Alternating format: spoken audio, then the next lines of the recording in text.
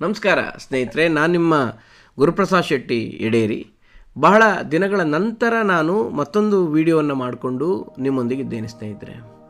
ಈ ವಿಡಿಯೋ ಮಾಡುವಂತಹ ಒಂದು ಸರಣಿ ಹೀಗೆ ಮುಂದುವರಿಯುತ್ತದೆ ಅಂತ ಹೇಳ್ತಾ, ಇವತ್ತಿನ ವಿಡಿಯೋ ಒಂದು ವ್ಯಕ್ತಿತ್ವ ವಿಕಸನಕ್ಕೆ ಸಂಬಂಧಪಟ್ಟ ವಿಡಿಯೋ ಅಂತ ಹೇಳ್ತಾ ವಿಡಿಯೋವನ್ನು ನಾನು ಮುಂದುವರಿಸ್ತಾ ಇದ್ದೇನೆ ಸ್ನೇಹಿತರೆ.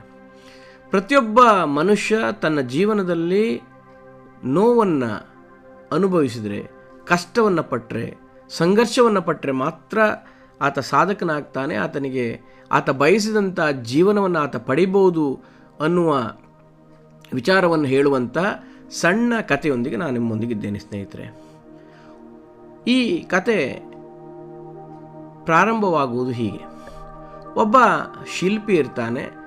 ಆತ ಆಗಷ್ಟೇ ತನ್ನ ಶಿಲ್ಪಕಲೆಯನ್ನು ಕಲಿತಿರ್ತಾನೆ.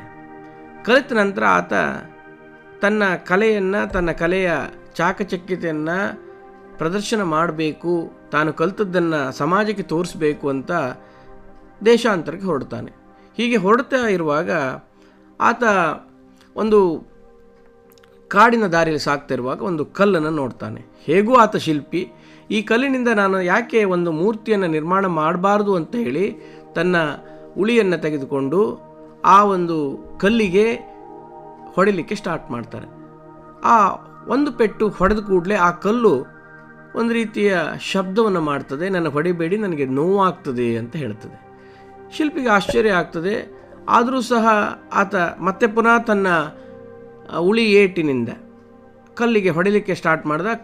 ಕಲ್ಲಿನಿಂದಲೇ ಮತ್ತೆ ಸ್ವರ ಬರ್ತದೆ, ನನಗೆ ಹೊಡಿಬೇಡ, ನನಗೆ ನೋವಾಗ್ತದೆ ಅಂತೇಳಿ.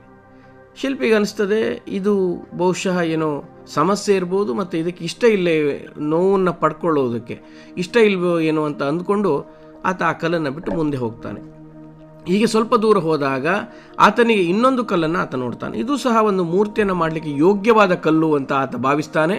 ಹೀಗೆ ಭಾವಿಸಿದಂತಹ ಶಿಲ್ಪಿ ತನ್ನ ಉಳಿ ಏಟಿನಿಂದ ಅದೇ ಹಿಂದಿನ ಕಲ್ಲಿಗೆ ಏನು ಹೊಡೆದಿದ್ನೋ ಅದೇ ರೀತಿ ಈ ಕಲ್ಲಿಗೂ ಸಹ ಹೊಡಿತಾನೆ. ಹೊಡೆದಾಗ ಆ ಕಲ್ಲು ಎಷ್ಟೇ ನೋವಾದರೂ ಸುಮ್ಮನೆ ಇರ್ತದೆ. ನಂತರದ ಆತ ತನ್ನ ಕ್ರಿಯೆಯನ್ನು ಮುಂದುವರಿಸಿ ಒಂದು ಸುಂದರವಾದ ಶಿಲ್ಪದ ಒಂದು ಮೂರ್ತಿಯನ್ನು ಕೆತ್ತನೆ ಮಾಡ್ತಾನೆ. ಹೀಗೆ ಕೆತ್ತನೆ ಮಾಡಿ ಆ ಮೂರ್ತಿಯನ್ನು ಅಲ್ಲೇ ಬಿಟ್ಟು ಮುಂದೆ ಹೋಗ್ತಾನೆ. ಹೀಗೆ ಮುಂದೆ ಹೋಗ್ತಾ ಒಂದು ಹಳ್ಳಿಗೆ ಆತ ಹೋಗ್ತಾನೆ. ಆ ಹಳ್ಳಿಯಲ್ಲಿ ಆಗಷ್ಟೇ ಒಂದು ದೇವಾಲಯವನ್ನು ನಿರ್ಮಾಣ ಮಾಡಲಾಗಿರ್ತದೆ. ಆ ದೇವಾಲಯದ ನಿರ್ಮಾಣ ಮಾಡಿದಂಥ ವ್ಯಕ್ತಿಗಳಿಗೆ ಒಂದು ದೇವರ ಮೂರ್ತಿಯ ಅಗತ್ಯವಿರ್ತದೆ. ಈ ಮೂರ್ತಿಯ ಅಗತ್ಯ ಇರುವುದರಿಂದ ಈ ಶಿಲ್ಪಿ ಹತ್ರ ಅವರು ಕೇಳ್ತಾರೆ, ನಮಗೆ ಒಂದು ಮೂರ್ತಿಯ ಅಗತ್ಯ ಇದೆ ಅಂತ ಹೇಳ್ತಾರೆ. ಆಗ ಆತ ಹೇಳ್ತಾನೆ, ನಾನು ಸ್ವಲ್ಪ ದೂರದಲ್ಲಿ ಒಂದು ಸುಂದರವಾದ ಮೂರ್ತಿಯನ್ನು ಕೆತ್ತನೆ ಮಾಡಿಟ್ಟಿದ್ದೇನೆ, ತೆಗೆದುಕೊಂಡು ಬನ್ನಿ ಅಂತ ಹೇಳ್ತಾರೆ. ಹಾಗೆ ಊರಿನವರೆಲ್ಲ ಹೋಗಿ ಆ ಮೂರ್ತಿಯನ್ನು ತೆಗೆದುಕೊಂಡು ಆ ದೇವಸ್ಥಾನದ ಒಳಗೆ ಅದನ್ನು ಪ್ರತಿಷ್ಠಾಪನೆಯನ್ನು ಮಾಡ್ತಾರೆ. ಹೀಗೆ ಪ್ರತಿಷ್ಠಾಪನೆ ಮಾಡಿದ ಕೂಡಲೇ ಅವರಿಗೆ ಅಲ್ಲಿ ದೇವರ ಪಕ್ಕದಲ್ಲಿ ಒಂದು ಕಾಯಿಯನ್ನು ಹೊಡಿಬೇಕು. ಅದು ತೆಂಗಿನಕಾಯಿಯನ್ನು ಹೊಡಿಲಿಕ್ಕೆ ಒಂದು ಕಲ್ಲಿನ ಅಗತ್ಯ ಇರ್ತದೆ. ಈ ಕಲ್ಲಿನ ಅಗತ್ಯ ಇದ್ದಾಗ ಆ ಜನ ಮತ್ತೆ ಕೇಳ್ತಾರೆ, ಇನ್ನೊಂದು ಕಲ್ಲು ಬೇಕಾಗ್ತದೆ ಅಂತ ಹೇಳ್ತಾರೆ. ಆಗ ಅದೇ ಶಿಲ್ಪಿ ಹೇಳ್ತಾನೆ, ಸ್ವಲ್ಪ ಮುಂದೆ ಹೋದರೆ ಇನ್ನೊಂದು ಕಲ್ಲು ಸಿಗ್ತದೆ ನೋಡಿ, ತೆಗೆದುಕೊಂಡು ಬನ್ನಿ ಅಂತ ಹೇಳಿ ಆ ಕಲ್ಲನ್ನು ತೆಗೆದುಕೊಂಡು ಬಂದು ಮೂರ್ತಿಯ ಪಕ್ಕ ಇವರು ಪ್ರತಿಷ್ಠಾಪನೆ ಮಾಡ್ತಾರೆ. ಯಾಕಂತ ಹೇಳಿದ್ರೆ ಅದರಲ್ಲಿ ತೆಂಗಿನಕಾಯಿಯನ್ನು ಹೊಡಿಲಿಕ್ಕೆ ಆ ಮೂರ್ತಿಯನ್ನು ಆ ಕಲ್ಲನ್ನು ಇಟ್ಕೊಂಡಿರ್ತಾರೆ.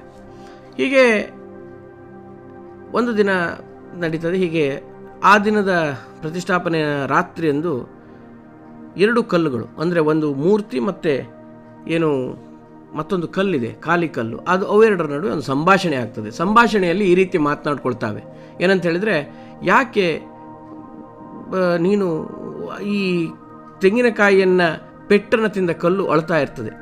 ಆ ಅಳ್ತಾ ಇರುವಾಗ ಮೂರ್ತಿಯ ಕಲ್ಲು ಹೇಳ್ತದೆ, ಯಾಕೆ ನೀನು ಅಳ್ತಾ ಇದೆಯಾ ಅಂತ ಹೇಳಿದಾಗ, ನಿನಗೆ ಆದರೂ ಎಷ್ಟೊಂದು ಒಳ್ಳೆಯ ಒಂದು ವ್ಯವಸ್ಥೆ ಸಿಕ್ಕಿದೆ, ನಿನ್ನನ್ನು ಮೂರ್ತಿಯಾಗಿ ಎಲ್ಲರೂ ಆರಾಧನೆ ಮಾಡ್ತಾ ಇದ್ದಾರೆ. ನನಗೆ ನೋಡು, ನಾನು ದಿನಾ ತೆಂಗಿನಕಾಯಿಯ ಪೆಟ್ಟನ್ನು ತಿಂತಾ ಇರಬೇಕು, ನನ್ನನ್ನು ಯಾರೂ ಆರಾಧನೆಯನ್ನು ಸಹ ಮಾಡಲ್ಲ ಅಂತ ಹೇಳಿದಾಗ ಆ ಮೂರ್ತಿ ಆದಂತಹ ಕಲ್ಲು ಹೇಳ್ತದೆ, ನಾನು ನನ್ನ ಜೀವನದಲ್ಲಿ ಉಳಿಪೆಟ್ಟನ್ನು ತೆಗೆದುಕೊಂಡು ಕಷ್ಟವನ್ನು ಸಹಿಸಿ ಅವನು ಶಿಲ್ಪಿ ಕೊಟ್ಟಂಥ ಎಲ್ಲ ಪೆಟ್ಟುಗಳನ್ನು ತಿಂದು ಇವತ್ತು ಮೂರ್ತಿಯಾಗಿದ್ದೇನೆ. ಆದರೆ ನೀನು 1 ಅಥವಾ 2 ಪೆಟ್ಟು ಬಿದ್ದ ಕೂಡಲೇ ನನಗೆ ನೋವಾಗ್ತದೆ, ನನ್ನನ್ನು ಬಿಟ್ಟು ಬಿಡಿ ಅಂತ ಹೇಳಿದೆ. ಆದ್ದರಿಂದ ನಿನ್ನ ಜೀವನ ಇವತ್ತು ಅದೇ ರೀತಿಯಾಗಿದೆ. ನನಗೆ ಆ ಉಳಿಪೆಟ್ಟನ್ನು ಸಹಿಸಿಕೊಂಡ ಕಾರಣ ನಾನೊಬ್ಬ ಉತ್ತಮವಾದಂಥ ಮೂರ್ತಿ ಆಗಿದ್ದೇನೆ ಅಂತ ಹೇಳ್ತದೆ. ಇದರ ಅರ್ಥ ಏನೆಂದರೆ ಸ್ನೇಹಿತರೆ, ನಮ್ಮ ಜೀವನದಲ್ಲಿ ನಮಗೆ ಹಲವಷ್ಟು ಕಷ್ಟಗಳು ಬರ್ತದೆ, ಹಲವಷ್ಟು ಸಮಸ್ಯೆಗಳು ನಮ್ಮನ್ನು ಕಾಡ್ತದೆ, ನಮ್ಮ ಮೇಲೆ ಬಂದು ಎರಗ್ತದೆ. ಆದರೆ ಅದು ಯಾವುದಕ್ಕೂ ನಾವು ಭಯಪಡದೆ ಮುನ್ನುಗ್ಗಿದಾಗ ಮಾತ್ರ ನಮ್ಮ ಜೀವನದಲ್ಲಿ ನಾವು ಅಂದುಕೊಂಡಂಥ ಗುರಿಯನ್ನು ಸಾಧಿಸಬಹುದು. ಎಷ್ಟೇ ಪೆಟ್ಟುಗಳಾಗಲಿ, ಎಷ್ಟೇ ಸೋಲುಗಳಾಗಲಿ, ನಾವು ಗಟ್ಟಿಯಾಗಿ ನಿಲ್ಲಬೇಕು.